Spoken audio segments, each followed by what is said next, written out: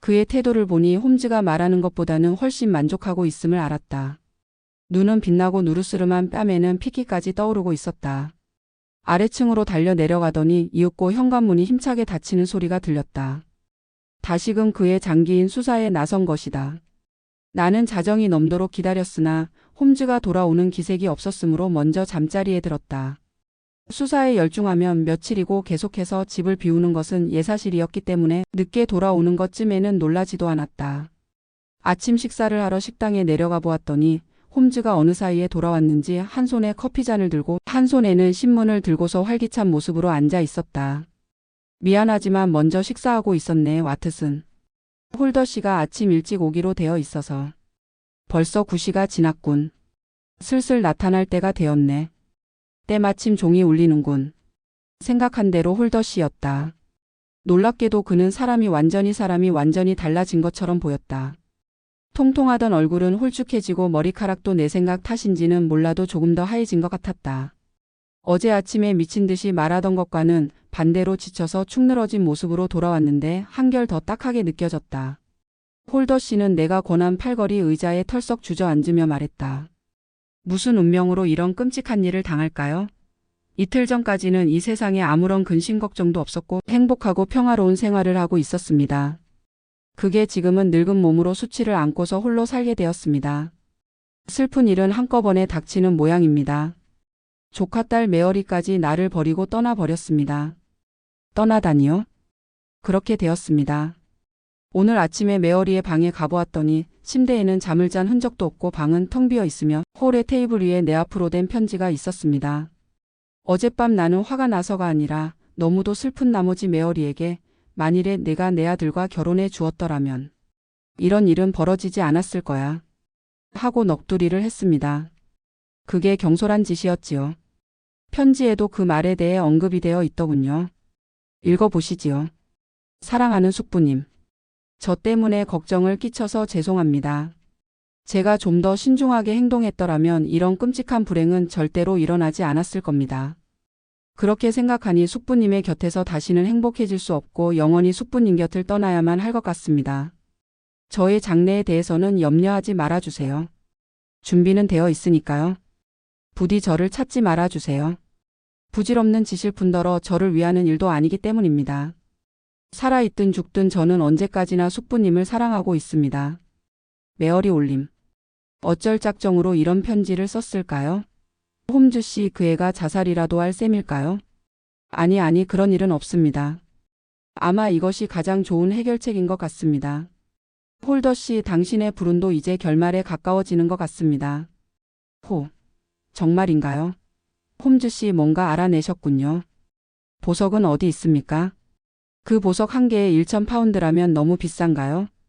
1만 파운드라도 내겠소. 그렇게는 필요치 않습니다. 3,000파운드면 충분합니다. 그리고 보수를 약간만 수표장을 가지고 계십니까? 여기 펜이 있습니다. 4,000파운드라 적어주시면 좋겠습니다. 홀더 씨는 어이가 없다는 표정으로 요구한 금액을 적었다. 홈즈는 자기의 책상으로 다가가 3개의 보석이 달린 삼각형의 황금 덩어리를 꺼내어 테이블 위에 놓았다. 홀더 씨는 기쁨에 넘친 소리를 지르며 그것을 집어들었다. 찾았구나. 난 살았다. 살았어. 홀더 씨는 그동안 몹시 괴로워했기 때문에 기쁨의 반응도 강렬했다. 그는 돌아온 보석을 가슴에 꼭 껴안고 있었다. 홈즈는 약간 엄숙한 목소리로 말했다. 그러나 당신은 또 하나 빚진 것이 있습니다, 홀더 씨. 홀더 씨는 다시 펜을 들며 말했다. 금액을 말씀해 주십시오. 지불해 드릴 테니. 아니요, 나에 대한 빚이 아닙니다. 고매한 청년인 당신의 아드님에게 겸허한 마음으로 사과하지 않으면 안 됩니다. 이번 사건에서 아드님이 취한 태도는 참으로 훌륭했습니다. 만일 내게 자식이 있어서 그런 태도를 보았다면 정말 자랑스럽게 여길 겁니다. 그런 보석은 아서가 훔친 게 아니었습니까? 어제도 말씀드렸지만 그렇지 않았다고 다시 한번 말씀드리지요. 정말이군요. 그렇다면 곧 아들한테로 달려가서 진상이 밝혀졌다고 알려줘야겠습니다. 벌써 알고 있습니다. 진상이 모두 드러난 뒤 나는 아드님을 만났습니다. 저쪽에서 얘기해 주지 않았으므로 내가 먼저 얘기해 주었더니 아드님께서도 내가 얘기한 일이 옳다고 시인하지 않을 수 없었지요. 그리고 내가 모르고 있었던 두세 가지를 가르쳐 주었습니다. 그러나 당신이 오늘 알려주신 메어리 양이 집을 떠났다는 사실을 알면 입을 열지도 모릅니다. 그럼 부탁이니 제발 말씀해 주십시오. 어서요. 이 수수께끼 같은 사건은 어떻게 된 영문인가를 말씀드리고 말고요. 내가 결론에 이른 순서를 얘기해 드리지요. 우선 말씀드릴 것은 정말 얘기하기도 거북하고 당신도 듣고 싶지 않은 일입니다. 즉 조지 버넬경과 당신의 조카딸인 메어리 양 사이에 어떤 약속이 되어 있었다는 사실입니다. 지금 그 두 사람은 손을 잡고 도망쳤습니다. 우리 집 메어리가요? 그럴 리가 없소. 유감스럽지만 사실입니다. 당신과 아드님은 그 남자가 집안에 드나드는 것을 허락하면서도 그 남자의 정체를 모르고 계셨어요. 그는 영국에서 가장 위험한 인물 중 한 사람입니다. 그는 노름으로 인생을 망쳐버린 인정도 양심도 없는 사람입니다. 집안에서만 있었던 순진한 메어리는 양은 그런 종류의 인간들 이야기는 들어보지도 못했으므로 그가 사랑을 속삭이자 자신이 진실로 사랑을 받고 있다고 믿었던 겁니다. 그리고 모든 게 그 사람의 뜻대로 되어버렸고 매일 밤 몰래 만났던 거지요. 얼굴이 잿빛이 되어 홀더 씨가 외쳤다. 믿을 수 없어요. 그리고 믿고 싶지도 않고. 그럼 다음에는 그저께 밤에 일어난 일을 얘기해 드리지요. 메어리 양은 당신이 침실로 들어가자 살며시 아래층으로 내려가 마구간의 오솔길이 보이는 창문을 열고 자기 애인과 얘기를 나눴습니다. 꽤 오랫동안 그 자리에 서 있었던 것을 나는 알아냈습니다. 메어리 양은 왕관에 관한 얘기도 했습니다. 조지경은 그 말을 듣고 돈을 탐내는 사악한 욕심이 치밀었습니다.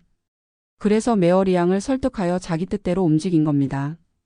메어리 양이 당신을 사랑하고 있었던 건 나도 의심하지 않습니다만 애인에 대한 애정 때문에 당신에 대한 애정이 소홀해진 모양입니다.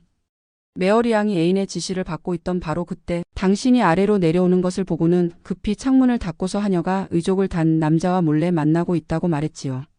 물론 그건 그것대로 틀림없는 사실이었습니다. 아드님이 나서는 당신과 얘기를 하고 나서 잠자리에 들었습니다만 클럽의 빚이 마음에 걸려 잠을 이루지 못했습니다. 그러고 있는데 한밤중에 문 앞을 조심스레 지나가는 발소리가 들렸기 때문에 일어나서 내다보았더니 놀랍게도 메어리 양이 발소리를 죽이며 복도를 걷고 있었고 이윽고 당신의 화장실로 사라져버리는 것이었습니다. 아서는 그 모습을 보고 놀라 자지러질 정도였지요. 그래서 근처에 있던 옷을 아무거나 걸치고 그 일이 어떻게 되어 가는가를 보기 위해 어둠 속에서 기다리고 있었습니다. 이윽고 메어리 양이 방에서 나오는 것이 보였는데 그 귀중한 왕관을 들고 있지 않겠습니까? 메어리 양이 계단을 내려갔으므로 아서는 얼른 복도를 달려 당신 방 옆의 커튼 뒤에 숨었습니다. 거기서라면 아래층 홀에서 일어나는 일이 잘 보이지요. 아서가 살펴보고 있노라니 메어리 양이 살며시 창문을 열고서 어둠 속에 누군가에게 왕관을 넘겨주고는 다시금 창문을 닫고 아서가 숨어있는 커튼 앞을 지나 급히 자기 방으로 돌아갔습니다. 아서로서는 메어리 양이 그 자리에 있는 동안에 뛰어나가면 사랑하는 메어리 양의 아픈 곳을 정면으로 찌르는 것이 되므로 그대로 가만히 기다리고 있었습니다. 그러나 메어리 양의 모습이 사라지자마자 곧바로 이 사건은 당신에게 다시 없는 불행을 가져오기 때문에 무엇보다도 왕관을 되찾지 않으면 안 된다는 것을 깨달았습니다. 그래서 맨발로 계단을 달려 내려가 창문을 열고 눈 위에 뛰어내려 달빛에 검게 떠오른 사나이의 그림자를 향해 마구 달려갔습니다. 그 남자는 물론 조지 버넬경이었습니다. 조지경은 달아나려고 했지만 아서가 필사적으로 쫓아와 붙잡았으므로 두 사람은 맞붙어 싸우게 되었습니다. 그러다가 아서가 왕관의 한쪽 끝을 상대는 다른 쪽 끝을 쥐고 서로 잡아당기게 되었죠.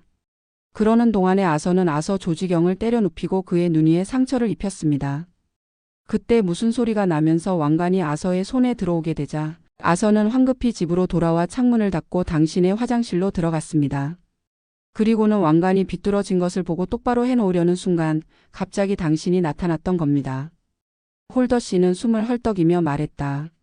그런 줄은 꿈에도 몰랐습니다. 아서는 정말로 용감한 행동을 했다고 생각하고 있었는데 당신이 마구 욕설을 퍼부었으므로 잔뜩 화가 났던 겁니다. 게다가 진상을 밝히게 되면 사랑하는 메어리 양의 재상도 폭로됩니다. 그래서 아서는 자기가 메어리 양의 죄를 뒤집어쓰고 비밀을 지켰던 겁니다. 홀더 씨가 외쳤다. 이제야 메어리가 왕관을 본 순간 비명을 지르고 졸도한 까닭을 알겠습니다. 오 하느님, 나는 어쩌면 이토록 바보였을까요? 아들이 5분만 밖으로 내보내달라고 부탁한 일도 그렇군요. 그 애는 밖에서 싸울 때 혹시 그 조각이 땅에 떨어지지 않았는지 찾아보려고 했던 겁니다. 왜 나는 그때 그렇게 눈치를 못 챘을까? 홈즈가 말을 이었다. 댁에 도착했을 때 집 주위를 세밀히 살펴보면서 단서가 될 만한 흔적이 눈 위에 있지 않을까 조사했습니다. 전날부터 눈은 멈춰 있었고 게다가 몹시 추웠기 때문에 발자국이 남아 있을 거라고 생각했지요. 장사꾼들이 드나드는 통로를 다녀보았지만 발자국이 온통 뒤범벅되어서 아무것도 분간할 수가 없었습니다. 그러나 그 길에서 집 쪽으로 들어가 보았더니 주방 쪽 부근에 어떤 여자와 웬 남자가 서서 얘기한 흔적이 있더군요. 남자의 한쪽 발자국이 동그란 점으로 보아 나무다리임을 알았습니다. 게다가 이 두 사람 앞에 방해자가 나타났다는 것도 알 수 있었지요. 여자는 바삐 문으로 뒤돌아갔으니까요.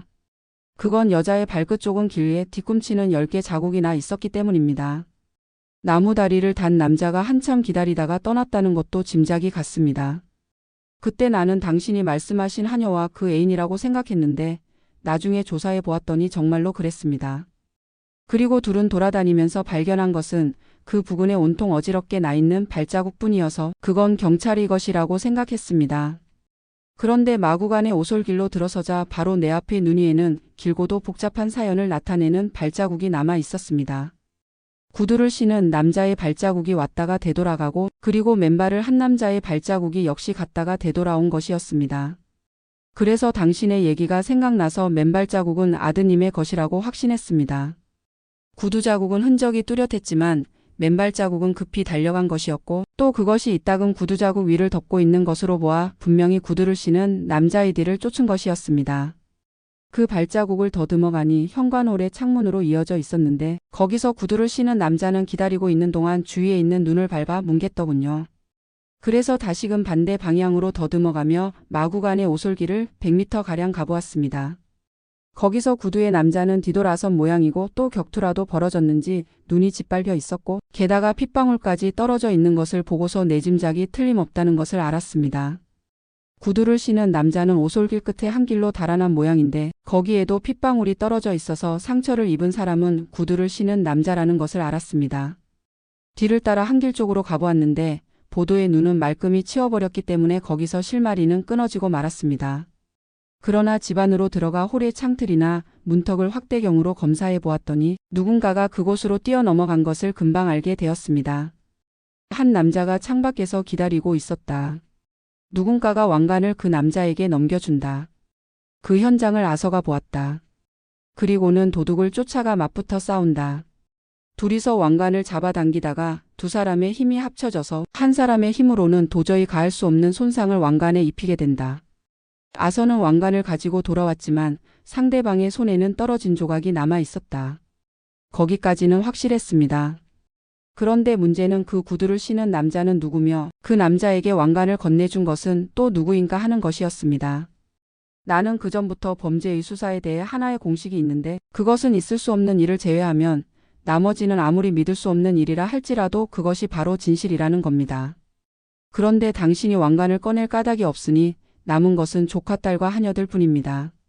그러나 하녀들의 짓이라면 아서가 대신하여 죄를 짊어질 이유가 없습니다. 그럴 까닭이 있을 리가 없지요. 한편 아서는 메어리 양을 사랑하고 있었습니다.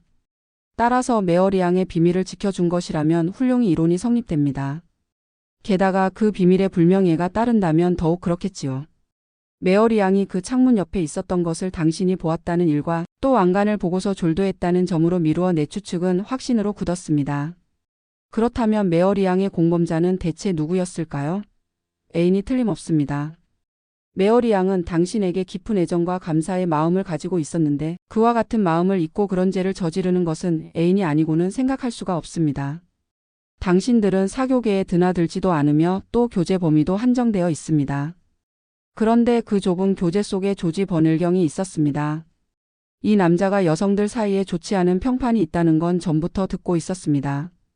이쯤 되면 그 구두를 신은 남자, 분실된 보석을 가지고 달아난 남자는 조지경이 분명합니다. 조지경은 아서에게 들킨 걸 알고 있었지만 여전히 자기는 안전하다고 마음속으로 생각하고 있었겠지요. 아서가 한마디라도 입을 열면 가문의 명예가 손상되니까요. 그건 그렇고 내가 어떤 수단을 취했는가 이젠 당신도 이해가 가시겠지요. 나는 불황자로 변장하고 조지경의 집을 찾아가 하인에게 접근하여 주인이 간밤에 머리에 상처를 입었음을 알아냈습니다. 그리고 육실링을 집어주고는 조지경의 낡은 구두를 한 켤레 샀습니다. 그것을 가지고 스트레덤으로 가서 눈 위에 발자국과 꼭 맞다는 것을 확인했지요. 홀더 씨가 말했다. 어젯밤 오솔길에서 누더기를 입은 불황자를 보았습니다. 바로 그렇습니다. 그게 나였으니까요. 나는 범인이 누군지를 알았으므로 집으로 가서 옷을 갈아입었습니다. 그 다음부터 해야 할 역할이 어려워지게 되었지요. 소문을 내지 않기 위해서는 경찰의 개입을 피해야 하고 게다가 상대가 악랄한 악당이기 때문에 이쪽에서 꼼짝 못할 약점을 노리고 있다는 것도 짐작했지요. 나는 그자를 만나러 갔습니다. 물론 처음에는 모두 다 부정하더군요. 그러나 사건의 과정을 낱낱이 설명해 주었더니 벽에 있던 호신용 지팡이를 들고 왔습니다. 그러나 나도 상대가 어떤 인물인가를 알고 있었기 때문에 내가 먼저 권총을 그의 머리에 들이댔습니다. 그러자 그가 다소 누그러지면서 얘기가 통하게 되었지요. 당신이 가지고 있는 보석을 내게 주면 한 개에 1,000파운드 내겠소. 조지경은 분한 표정으로 말했습니다. 채 약오르는군. 세 개를 600파운드에 팔아버렸으니 나는 절대로 경찰에 신고하지 않겠다고 약속하고서 그것을 사들인 사람의 주소를 알아냈습니다. 그리고는 그곳으로 찾아가서 한참 흥정한 끝에 한 개에 1,000파운드씩 주고 보석을 손에 넣었습니다. 그리고서 아서를 찾아가 모든 일이 잘 해결되었는 얘기를 하고서 일을 모두 끝마친 뒤에 잠자리에 든 것이 새벽 2시경이었습니다. 홀더 씨는 일어서서 말했다. 당신은 영국과 나의 명예를 구해 주었습니다. 감사의 말을 찾을 길이 없군요. 이 은혜는 영원히 잊지 않겠습니다. 당신의 솜씨는 소문보다도 훨씬 훌륭하십니다. 그럼 지금부터 아들한테로 뛰어가 나의 그릇된 처사에 대해 용서를 빌어야겠습니다. 가엾은 메어리의 일에 대해서는 가슴이 에이는 듯한 느낌입니다. 당신의 수완으로서도 그 애가 지금 어디에 있는지 모르시겠지요? 홈즈가 대답했다. 분명히 말할 수 있는 것은 조지 버넬경이 있는 곳이라면 메어리 양도 어디건 함께 있다는 겁니다. 그리고 또한 메어리 양과 조지경은 머지않아 죄의 대가를 받을 거라는 말씀도 분명히 드릴 수 있습니다. 끝. 시청해 주셔서 감사합니다. 구독, 좋아요. 끝.